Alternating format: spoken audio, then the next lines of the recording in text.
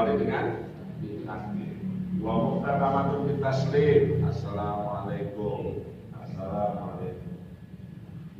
Jadi ibadah sholat itu perkataan dan perbuatan atau gerakan diawali dengan diakhiri dengan salam. Diawali dengan takbir, ada kaitan hubungan hablum. Diakhiri dengan salam.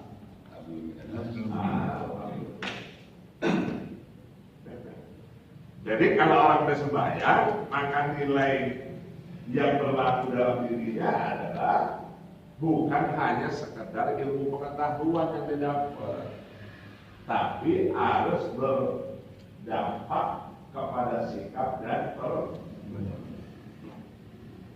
Maka kalau dia sembahyang, intinya nih yang diucapin dalam sembahyang ada nggak ucapan yang jelek-jelek? Ada kan?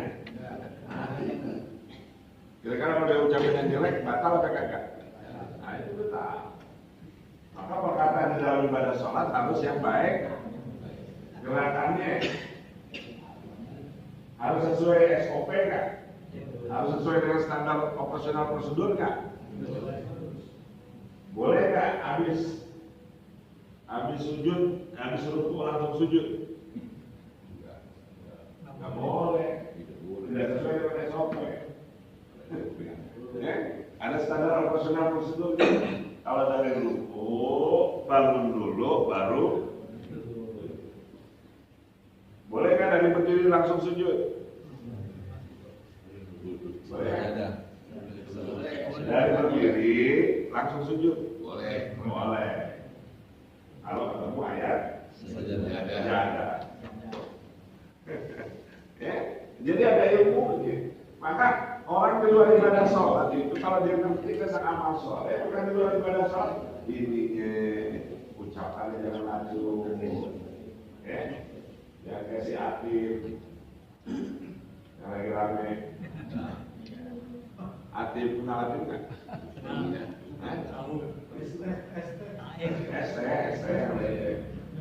Itu kan namanya bukan bintang namanya. Namanya atir. Nama aslinya atir. Taim.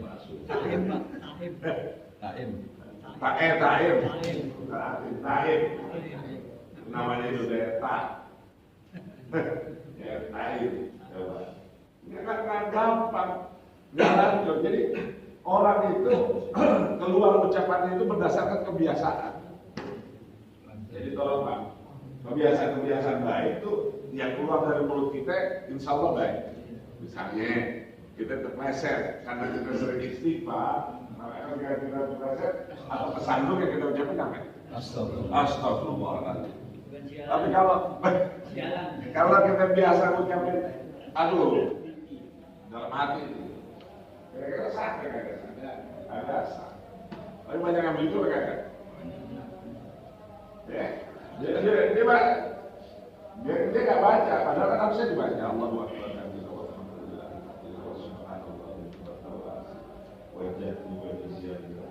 Dia nggak begini aja. Dapat nggak dia nilai ibadah puasa? Nilai sholatnya? Nah, nggak ada pahala. Itu pakai ilmu. Gitu. Makanya ilmu itu harus diamalkan. Ilmu amalia, kalau dalam diri dia itu punya moto itu ilmu amalia, amal ilmiah. Ilmunya itu harus diamalin. Kalau punya ilmu mesti diamalin. Kalau ngamalin ilmu harus berdasarkan ilmunya. Ya, paham ya? Nah, ini knowledge, ilmu, nafsu, cuman bisa dikendalikan oleh yang namanya hati. Cuman ini suka kalah sama, benar ya? Ini sering kalah sama ilmu.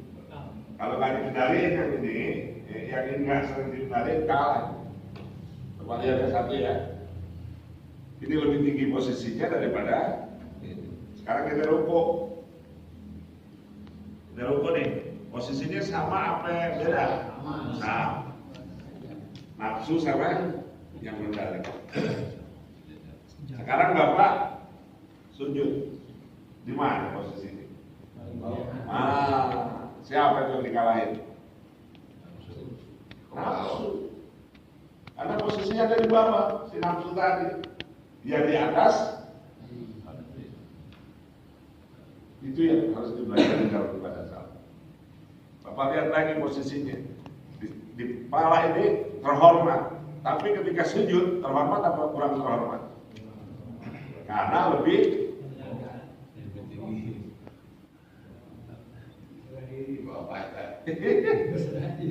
iya, coba mau perhatikan nilai-nilai ibadah salat itu luar biasa ya Allah. Kalau kita perhatikan secara sesama semua nafsu di sini, kemudian kalbu yang berupaya untuk melekatkan si nafsu itu jangan sampai dia keluar dari relnya, kemudian pada posisi ruku, di situ ada kesejajaran, artinya dikendalikan dengan baik.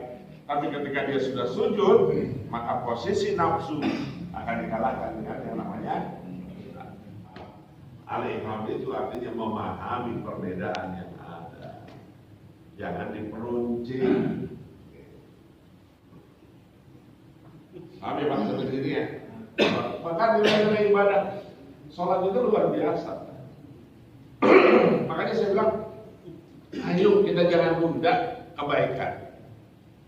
Karena jangan pernah menunda amal soleh. Karena orang beramal soleh itu rentetannya awalnya itu karena iman kepada Allah Subhanahu Wa Taala. Maka yang harus dipahami di benak kita bukan hanya sekedar iman dalam artian knowledge, dalam artian ilmu pengetahuan, tapi lebih daripada itu iman itu harus diimplementasikan, direalisasikan, dibuktikan dengan sikap dan perbuatan kita. Sepakat ya? Sepakat ya? Jadi kalau orang yang beriman, dia mengerjakan amal soleh, ya pasti ada landasan. Gitu. Yang dia cari cuma redha Allah Subhanahu Wa Taala. Sesuai dengan doa yang selalu kita panjatkan, yang pernah diajarin dari dulu, dari kecil kita diajarin sama orang tua kita. Doanya itu adalah raditu billahi rabba wa bil islami dinan wa bi Muhammadin nabiyyan wa rasulah. Pakai tuh Pak, jangan nggak dipakai. Kalau udah gitu tuh, enak Pak itu Pak. Karena kita ngomongnya sama Allah, cuma bilang sama Allah, dialog sama Allah. Ya Allah, raditu billahi rabba. Ya Allah, aku redha loh ya Allah dengan segala ketentuanmu, baik qadha maupun qadar. Ini kan banyak orang yang kagak redha. Apa sih redha itu? Menerima. Bapak masuk kepada ikhlas. Iya betul, kepada ikhlas. Nerima, ya ikhlas. Ketentuan dari Allah, ya udah begitu. Jalanin aja. Gak neko-neko, hidup ini gak neko-neko, gak macem-macem. Akhirnya hidup ini anteng aja, bergulir aja. Bahwa saya redha deh segala ketentuan Allah Subhanahu Wa Taala. Saya redha kalau Allah uji saya. Saya redha kalau Allah memberikan rezeki kepada saya. Saya redha dengan nikmat yang Allah berikan kepada saya. Kalau kita nggak redha, bahaya Pak. Karena kalau kita redha, insya Allah ada ketenangan batin di dalam diri kita. Karena kita redha. Gitu. Kalau Allah cabut nikmat kita sedikit, kayak tadi tuh yang sedikit kan cuma oksigen doang, gara-gara oksigen. Nah sekarang kira-kira bukti kesyukuran itu lebih banyak yang dikasih apa lebih banyak yang kita dikasih? Masya Allah, lebih banyak yang kita dikasih sama Allah Subhanahu Wa Taala. Maka disitulah bukti kesyukuran kita tunjukkan keseriusan kita dalam beribadah kepada Allah Subhanahu Wa Taala. Makanya di dalam kaitan kebaikan tadi ada 3 hal yang mesti kita kerjain. 1, istiqomah. Apa ya? Istiqomah. Yang kedua, ikhtiar. Gitu ya. Ini kita mau bahas nih yang kaitan dengan tiga hal tadi. 1, istiqomah. Yang kedua, ikhtiar. Yang ketiga adalah istighfar. Ada tiga ya. Satu istiqomah. Kira-kira kita istiqomah atau kurang istiqomah? Apa kagak istiqomah? Maka kalau kita mau bicara tentang istiqomah, standarnya jelas. Apa standarnya? Standar istiqomah itu yang pertama adalah amantu billah. Kemudian berikutnya summas takdir.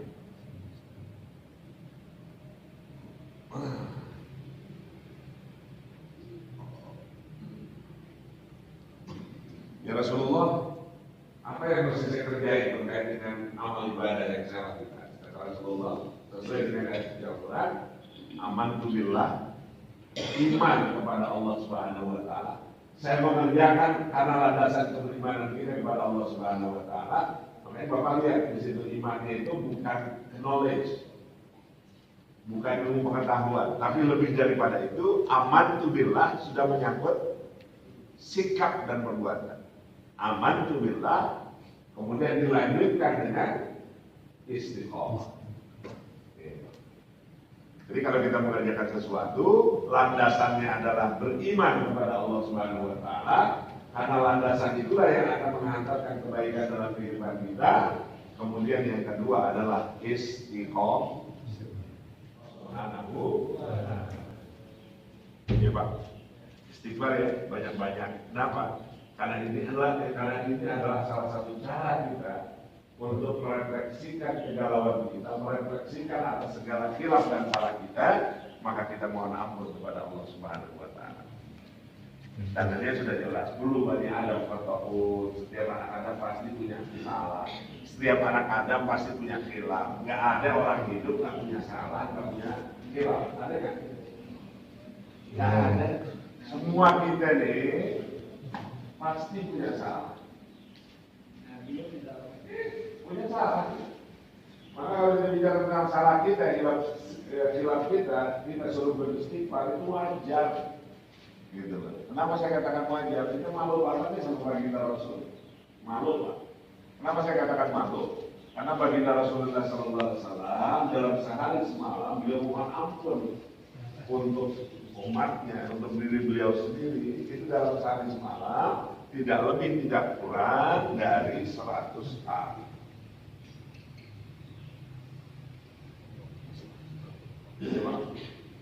Baginda Rasul, ya, orang yang mulia yang pertama kali masuk surganya Allah Subhanahu Wa Taala, baginda Rasul, istighfarnya sehari malam 100 kali.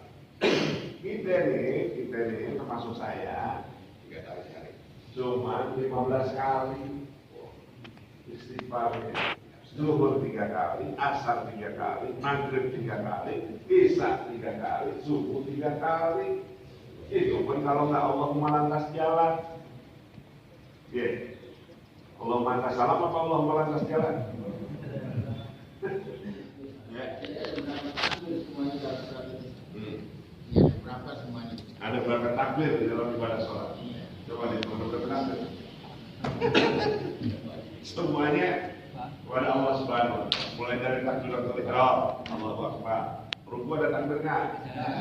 Terus sami Allahu liman hamidah bukan? Sujud takbir. Nah, sujud takbir. Terus? Sujud takbir. Nah, terus? Sujud takbir. Nah, naik. Takbir. Udah berapa tuh? 6. Kemudian 6 kali itu. So, apa yang terbesar? Pertama kan Allah Akbar. Yang kedua kali kan waktu kiri angkatan lagi. Iya. Ada berapa semuanya dalam Yang gerakan angkat tangan? gerakan angkat tangan cuma di takbir pertama, kemudian sami Allah, ruku. Nah terus Udah. waktu sampai Allah kan tangan aja lagi orang. Kalau sami Allah liman hamidah kan beda. Sami Allah liman hamidah. Kan angkat tangan lagi kan? Iya. Ya itu kan berarti takbir juga. Iya, walaupun sami Allah liman hamidah, kan yang mau ditanyain takbirnya nih. Iya. Nah, setelah itu ruku. Sujud, ada takbirnya kan? Ada ucapan takbir. Karena yang ditanyakan berapa banyak ucapan takbir. Kalau saya tidak lebih pada menghitungnya ucapan takbir, tapi sejauh mana kita mengartikan kalimat takbir itu untuk diri kita.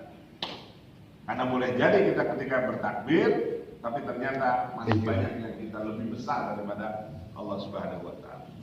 Pikiran Mampu kita nggak masih kira-kira? ngomong. Waktu kita takbir kita ucapin Allahu Akbar, semuanya kecil atau besar? Kecil. Tapi ada nggak terbesit di dalam hati kita ada yang lebih besar dari itu? Harusnya nggak ada. Harusnya nggak ada. Tapi masih ada nggak? Ada jabatan, ada pangkat, ada kedudukan, ada egoisme kita yang lebih besar daripada itu, daripada kalimat takbir. Gitu. Harusnya kita dudukkan kalimat takbir itu bukan hanya pada saat ibadah sholat, di luar ibadah sholat pun Allah tetap maha besar. Bukan hanya sekedar semboyan, apapun ucap Allahu Akbar. Gitu. Giliran mau nyerang tetangga, Allahu Akbar. Allahu Akbar lagi, yang sana Allahu Akbar lagi. Tawuran Allahu Akbar. Ya, itu yang harus dipikirkan, refleksi dari kalimat takbir itulah yang harus kita wujudkan. Bisa ada semua, bisa kabir, tetapi ada yang akbar. Akbar itu adalah kalimat yang afdol, yang paling utama.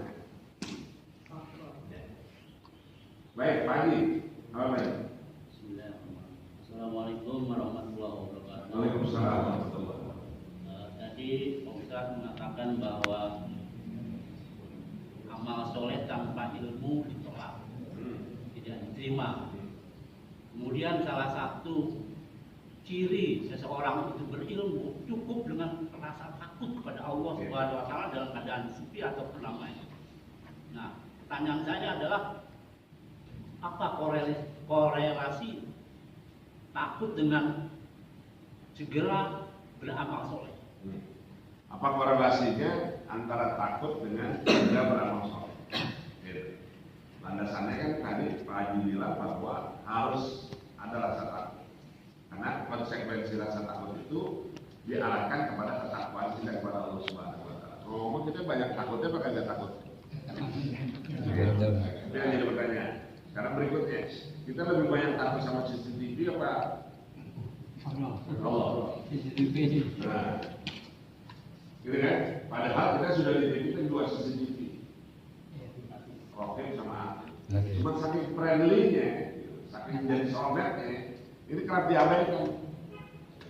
Diabaikan bukan enggak? Iya, Atif juga kayak gitu. Nanti kalau ditambahkan Rocket Atif, saya rasa langsung terkurang kali. Gitu kan? Nah sekarang korelasinya apa sih? Gitu loh. Karena landasannya ketika orang berbuat sesuatu, landasannya itu karena keimanan kepada Allah Subhanahu wa taala. Saya sepakat sama Pak Haji. Kalau Pak Haji bilang tadi, landasannya adalah rasa takut kita kepada Allah Subhanahu wa taala. Jadi kita karena menganggap kita bisa berbuat sesuatu, gitu ya. Apalagi sekarang mohon maaf ada orang banyak yang berilmu kan kadang-kadang ngomongnya acuh dan lain sebagainya. Karena merasa punya tip Ada nggak yang merasa punya tip Ya, kan punya apusan ya. Oh, berarti kalau saya buat salah ya buru-buru istighfar lagi. Iya benar istighfar. Tapi apa yang harus kita lakukan lewat istighfar itu? Pahami dengan baik. Maka ketika kita mohon ampun kepada Allah Subhanahu wa taala, jangan lupa, jangan diulang. Nah, baik, marilah kita tutup taklim kita, mudah-mudahan menjadi keberkahan buat kita secara keseluruhan. Amin. Allah mudahkan segala urusan kita, kita jadikan keluarga yang sakinah mawaddah warahmah. Amin. Anak kita jadikan anak yang saleh dan salihah. Insyaallah kalau Allah mewafatkan kita, insyaallah kita semua akan diwafatkan oleh Allah dalam keadaan husnul khatimah. Amin. Allahumma rabbana zalamna anfusana wa lam taghfir lana wa tarhamna lanakunanna minal khasirin. Salimna ya Allah min afati dunya wa azabil akhirah. Alhamdu ilaika mustaka wa antal musta'an wa la haula wa la quwwata illa billah. Allahumma rabbana zalamna anfusana wa lam taghfir lana wa tarhamna lanakunanna minal khasirin. Rabbana atina fid dunya hasanah wa fil akhirati hasanah wa qina adzabannar. Alhamdulillahirabbil alamin. Yang baik hanya dari Allah, yang buruk saya mohon ampun kepada Allah Subhanahu wa taala. Kita tutup dengan kafaratul majlis. Subhanallah wa bihamdika asyhadu an la ilaha illa anta astaghfiruka wa atubu ilaik. Wassalamu alaikum warahmatullahi wabarakatuh. Waalaikumsalam warahmatullahi wabarakatuh.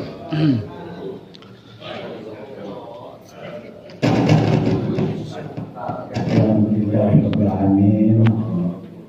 Selesailah kajian subuh yaitu yang mana kita semua semoga bermanfaat bagi kita semuanya. Semoga Allah Subhanahu wa taala rahmatan kita ini. Untuk itu tadi siraman rohaninya, kalau sekarang ada siraman jasmaninya. Silakan di sebelah. Ya Nabi salam alaika, ya Rasul salam